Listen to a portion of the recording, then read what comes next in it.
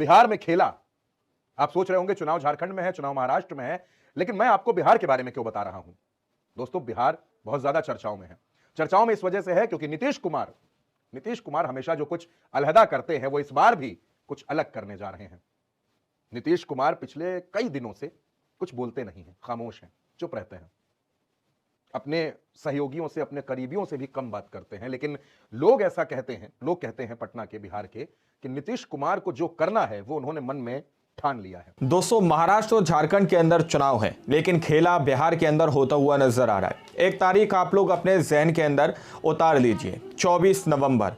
आखिर 24 नवंबर को नीतीश कुमार बिहार के अंदर क्या करने जा रहे हैं? दरअसल अरशद मदनी की तरफ से एक ऐलान किया गया है कि पटना के अंदर एक बहुत बड़ी जमीयत उलमाए हिंद की एक रैली यानी कि एक इज्तिमा होने जा रहा है, जिसके अंदर नीतीश कुमार शामिल होंगे। तो क्या कुछ इस रिपोर्ट के अंदर सामने निकल कर आए कि 24 नवंबर की तारीख से आखिर मोदी और अमित शाह के हाथ पैर किस तरह से फूले हुए हैं? आप लोग इस रिपोर्ट को देखिए।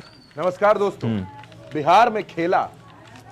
आप सोच रहे होंगे चुनाव झारखंड में है, चुनाव महाराष्ट्र में है, लेकिन मैं आपको बिहार के बारे में क्यों बता रहा हूं। ये सवाल भी बहुत बड़ा है, बहुत ज्यादा चर्चाओं में इस वजह से है क्योंकि नीतीश कुमार हमेशा जो कुछ अलहदा करते हैं वो इस बार भी कुछ अलग करने जा रहे हैं।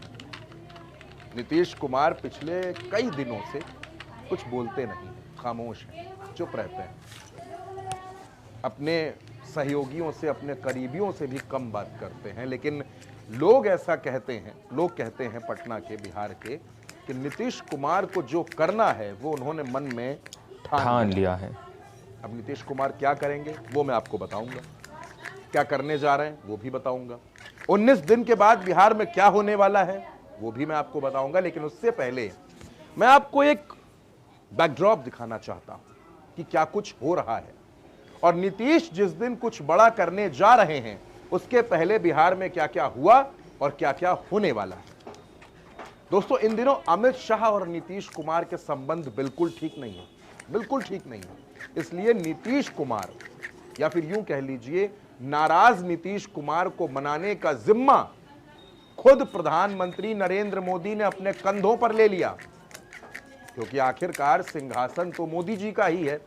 अगर नीतीश बाबू नाराज हुए तो सिंहासन तो मोदी जी का ही डोलेगा, मोदी जी का ही डोलेगा, हिलेगा। दीपावली का मौका था और उस मौके पर बिहार में क्या हो रहा था वो मैं आपको दिखाता हूं कुछ आंकड़ों के जरिए। दोस्तों, उसको आप सुनिए, ये आंकड़े बहुत ज्यादा महत्वपूर्ण हैं दोस्तों समझने के लिए। दोस्तों, 29 अक्टूबर से लेकर 1 नवंबर तक 29, 30, 31 और 1 4 दिन, यानी जब पूरी तरह से माहौल दीपावली का था, धनतेरस का था, दीपावली का था, लोग खरीदारी कर रहे थे, त्योहार मनाने की तैयारियां कर रहे थे, तब इन 29, 30, 31 और 1 यानी कि 4 दिनों में आनंदीबेन पटेल, उत्तर प्रदेश की राज्यपाल, पटना में थी।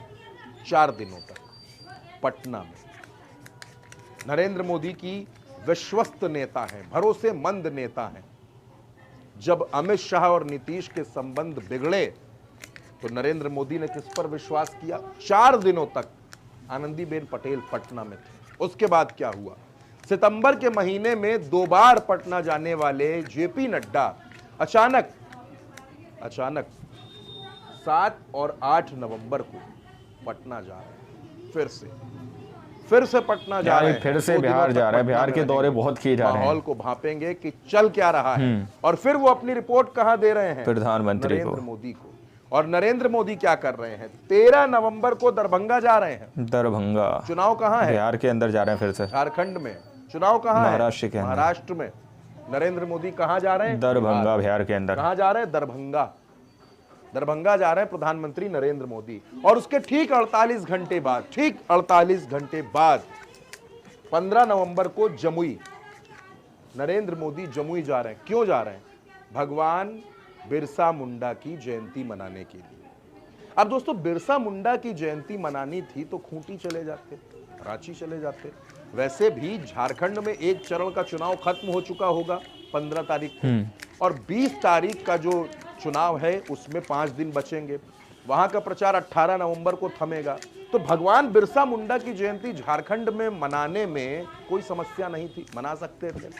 लेकिन नरेंद्र मोदी 15 नवंबर को जमुई जा रहे हैं, यानी 48 घंटों में वो 2 बार बिहार के दौरे पर हैं। 48 घंटे के अंदर 2 बार। सवाल बार बार बिहार के राजनीतिक विश्लेषकों को चुभ रहा है, परेशान कर रहा है। आखिर क्यों जा रहे हैं? आखिर एक ही महीने में इतने दौरे अचानक से बिहार के। नड्डा जाएंगे, फिर नरेंद्र मोदी पहुंचेंगे, आनंदीबेन पटेल पहले ही हुआ ही है। आखिर ये चल क्या रहा है बिहार के अंदर, ये पटना में क्या हो रहा है और क्या हो रहा है, अब मैं आपको वो बताऊंगा, वो तस्वीर भी दिखाऊंगा। 24 नवंबर नीतीश, मैंने एक सवाल छोड़ दिया है कि 24 नवंबर को नीतीश क्या करेंगे। 24 नवंबर को समझने के लिए खबरों को समझिए। ये खबर देखिए दोस्तों, वक्फ संशोधन बिल के खिलाफ रैली में शामिल होंगे नीतीश कुमार। जमीयत उलेमा हिंद ने बनाया सरकार को घेरने का प्लान। और सम्मेलन के बाद दोस्तों इसमें क्या दावा किया जा रहा है वो भी मैं आपको बताता हूं। देखिए, इसमें यह दावा किया जा रहा है कि रैली में नीतीश कुमार शामिल होंगे। किस रैली में? वक्फ बोर्ड संशोधन बिल के खिलाफ, जो पटना के अंदर बिहार में होने जा रही है। प्रधानमंत्री नरेंद्र मोदी की सरकार इस बिल के खिलाफ नीतीश शुरू से हैं, नायडू शुरू से हैं, और अब नीतीश कुमार 24 नवंबर को इस रैली में शामिल हो सकते हैं। ये देखिए, जमीयत ने सरकार को घेरने का बनाया प्लान, नीतीश कुमार रैली में होंगे शामिल। बड़ी बात है दोस्तों। अब इस तस्वीर को कनेक्ट करने की कोशिश करिए। नीतीश कुमार ने क्या कहा कि मुस्लिम वोटर्स का भरोसा जेडीयू पर कमजोर हुआ। गिरिराज सिंह की यात्रा से बीजेपी को किनारा करना पड़ा। बीजेपी एक तरफ हिंदुत्व के प्लान बना रही है, बिहार के चुनाव को हिंदुत्व का एंगल देने की कोशिश की जा रही है, और उसके बीच में 24 नवंबर को यानी 23 नवंबर को नतीजा आ रहा है दोस्तों। झारखंड और महाराष्ट्र का नतीजा 23 नवंबर को आ रहा है, और 24 नवंबर को नीतीश कुमार जमीयत उलेमा हिंद की इस वक्फ संशोधन बिल के खिलाफ रैली में शामिल हो सकते हैं, शिरकत कर सकते हैं। और जाहिर सी बात है कि अगर नीतीश कुमार इस रैली में गए, सवाल है 24 नवंबर को नीतीश क्या करेंगे। अगर नीतीश कुमार इस रैली में गए दोस्तों, तो फिर क्या होगा? बिहार में खेला, क्या बिहार में खेला हो जाएगा 24 नवंबर को?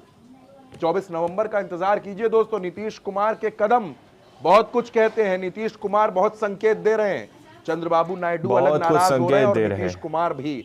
तो क्या महाराष्ट्र और झारखंड का नतीजा आते आते दिल्ली के सिंहासन पर भी बड़े बदलाव देखने को मिलेंगे? क्या नीतीश और नायडू बड़ा फैसला ले लेंगे? क्या 24 नवंबर को नीतीश उस मंच पर जाकर कोई बड़ा ऐलान कर सकते हैं, कोई बड़ी बात कह सकते हैं? इस पर भी दोस्तों हमारी नजर बनी रहेगी। फिलहाल इस वीडियो पर, इस खबर पर आपकी जो भी राय हो, अपनी राय हमें कमेंट बॉक्स में जरूर दीजिएगा। दोस्तों, आप लोगों ने इस वीडियो को शुरू से आखिर तक देखा। वीडियो के अंदर साफ तौर पर बताया गया कि किस तरह से पटना के अंदर एक रैली होने जा रही है मुसलमानों की, जिसके अंदर तकरीबन 5 लाख मुसलमान जो है दोस्तों उसमें हिस्सा लेंगे। 5 लाख मुसलमान पटना के अंदर इकट्ठा होंगे, और जो मोदी सरकार की तरफ से वक्फ बोर्ड संशोधन बिल लाने की बात कही जा रही है, उसके खिलाफ यहाँ पर विरोध किया जाएगा, जिसके अंदर नीतीश कुमार भी शामिल होंगे दोस्तों। तो 24 नवंबर को क्या कुछ हो सकता है, इससे आप लोग अंदाज़ा लगा सकते हैं।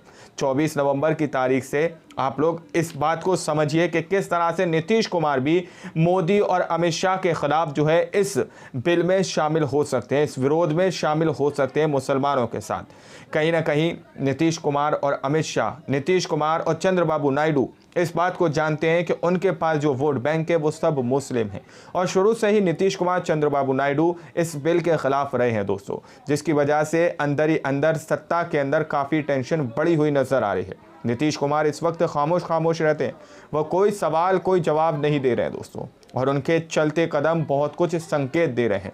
दावा किया जा रहा है कि चुनाव महाराष्ट्र और झारखंड के अंदर है, लेकिन इनके नतीजे सामने आते आते दिल्ली के सिंहासन के भी बहुत सारे बदलाव देखने को मिल सकते हैं दोस्तों।